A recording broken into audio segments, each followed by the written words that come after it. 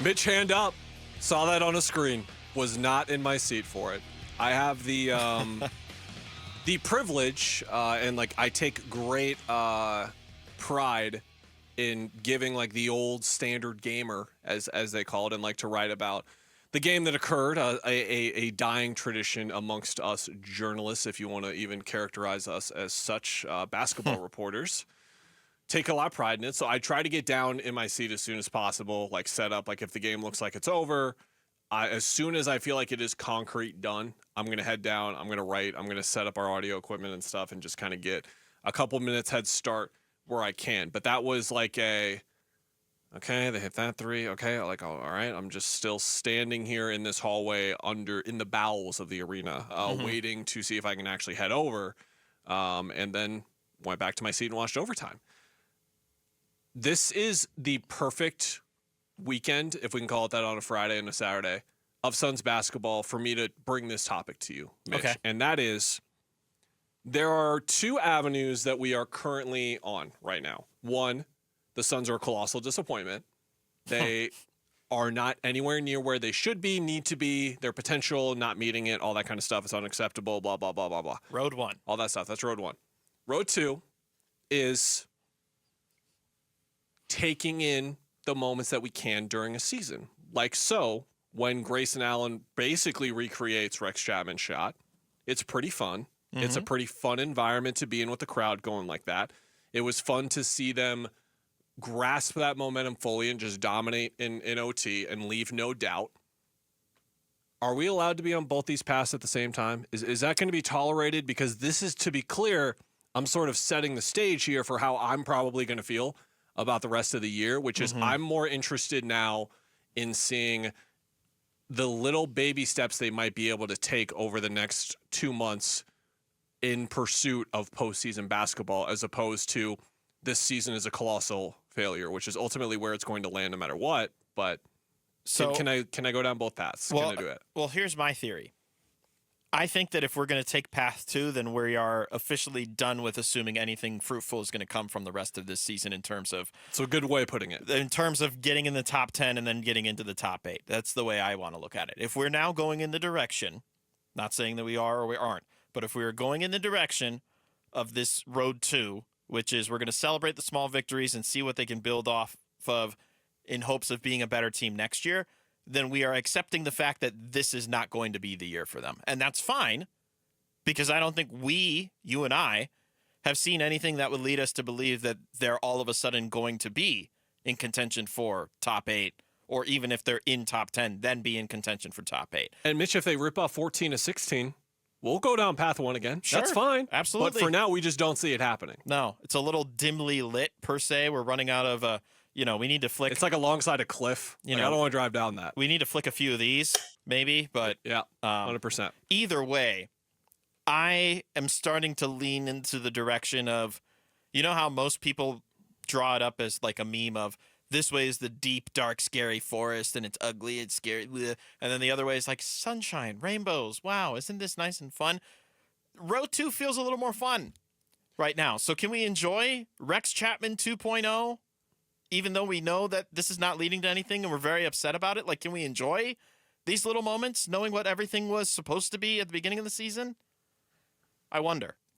And this is more of like, I will just flat out say, like, this is more of a personal choice for myself, because I am not someone that is emotionally invested in any of the outcomes of these games. Now, I've said it before, I'll say it again. If anyone should be, it's actually me, because it's actually Mitch, because Mitch is going to get a lot more callers and a lot more happy callers if this team is running to the finals. Yeah. And it is going to be more successful for Mitch's career and his financial well-being if he is the host of the pre- and post-game show of an NBA Finals team as opposed to a play-in team. Those sound very nice. Yes. That's just better for you. Yeah. And it's better for me as someone who covers a team as well. So again, emotional investment aside, this year has pained me. I actually am physically reacting on Media Row like we're trained and told not to, or whatever, like unwritten rules there are of like being like emoting on the, like I do yell at the ref. Like I've yelled at the refs like twice, I think, this year. Wow. With the with the I think I booed out loud like 2 weeks ago because we were in a review for like 3 minutes for an 8:30 tip, and I was like, "Let's go! Oh my God. Come on!" I can't stand it. There needs to be a minute limit on reviews. Like, let's go. It was like mid-second quarter. It was like the third review of the quarter, and I was like, boom! No, I'm with you. It's like, hurry up already. Come on. Come on. If you can't figure it out within a minute, then you just need to call it the way it was. But I am physically, like, convulsing at times watching these meltdowns. To my right, sit the great Gerald Bourguet of PHNX Sports, David Brand of the Associated Press. When they went up 13, I swear on everything, they can confirm it. I looked right at David and I was like, David, it'd be so great if they just got a basket and a stop. I just need a basket and a stop. That's all I need right now. My recap's pretty much done. I got it centered away. Like, I can get out of here pretty early with this 8 o'clock start, feeling good about it, feeling great about it. And then I get a lot of baskets and a lot of stops, but for the Jazz. Oops. 5 straight baskets, 5 straight stops for them, and the game's tied. So, yes, this is still very frustrating to watch, and we will comment on that and address it. But at the same time, I kind of do want to be able to go, like, oh, that was cool. Oh, he did the rec shot, without, like, all of my talk being about why Nick Richards needed to close the game instead of Mason Plumlee. Yeah. You know what I'm saying? Like, I want to live in both worlds if that's okay with everyone. But then there's the other aspect of the whole thing that we haven't even brought up yet. It's like, this is a 12-win basketball team that they're playing, and we have to have a Rex Chapman lookalike shot. 2 of their 4 leading scorers out. Just for them to win the basketball game. Sometimes I wonder with this team, and sometimes I wonder what they're thinking upstairs. Just, they have to be watching the same product we are. They have to be looking at this and they're saying, wow, where did this go wrong? Like, what could we have possibly done for it to be led to this? And is there anything that we could have done differently? Is there anything that we just cannot do? And it's completely out of our hands at this point. It is astounding that we are in the position that we are right now. Now talking about a team that had championship expectations, that had national writers projecting them in the 50-plus win area. We're lucky if they're going to get to 40. The way that they're playing right now. And we're now wondering, should we just accept the fact that this season is over and we'll just take the small victories where we can get them? It does sound nice, but gosh darn it, then it's like, where am I supposed to put my anger going forward? That's how I feel. Where I'm going to put it is in the off season, where we're going to have a whole lot of time to talk about it. Like, it's fine. Like, I can put that off. I've had a lot of it already for the first couple of months of the year. I've spent a lot of time on our podcast just going, yeah, I don't know, man. It just doesn't work. I don't know. I've spent a lot of time with that, and like, I'm done with that time really until the offseason. Now, look, if they get beat by 40 tomorrow night, yeah, we're going to come in here and we're going to show a level of like upset, as we should be as like critics of the team and whatnot. But yeah, Saturday too ties into this perfectly, because that was the type of game where the Suns were never really in it. They were never truly blown out of it either until the fourth quarter.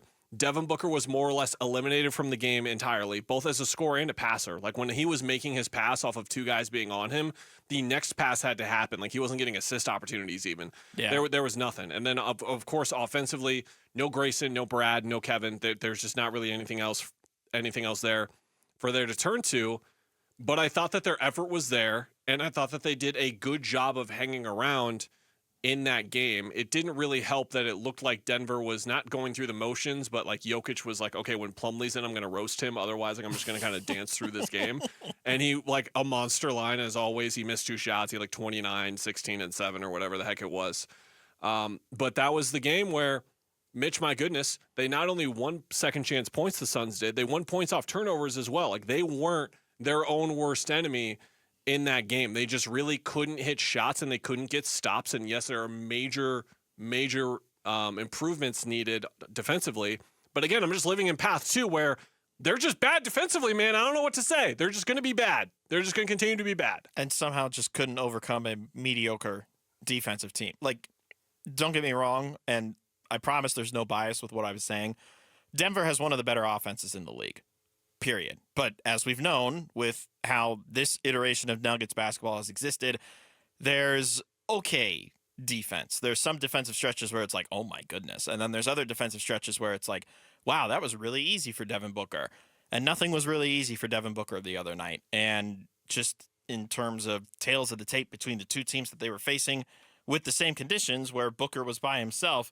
Feels like he had to do everything against the Jazz, whereas he couldn't do anything against the Nuggets in similar situations.